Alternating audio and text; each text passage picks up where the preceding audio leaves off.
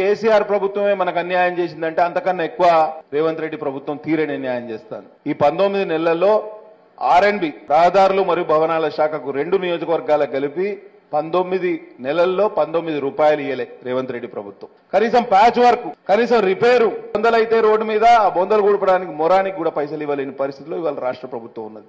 ITDA పరిధిలో వచ్చే ప్రాంతం ఇది. గిరిజనుల కోసం కేంద్రం ఇస్తున్న నిధులను కూడా దారి మళ్లించి 19 నెలల్లో 19 రూపాయలు కూడా ఐటీడీఏకు ద్వారా గిరిజనుల సంక్షేమాన్ని కోసం ఈ ప్రభుత్వం ఖర్చు పెట్టలేదు. ఇక్కడ ఆశీర్వాద్ కొత్తగా మున్సిపాలిటీ అయింది, అక్కడ కాగజ్నగర్ ఇదివరకే మున్సిపాలిటీ.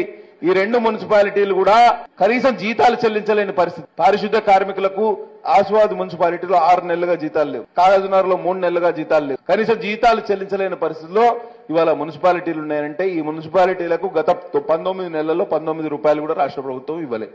పంచాయతీరాజు రోడ్ల కోసం ఎంజీఎన్ఆర్ఏ మహాత్మా గాంధీ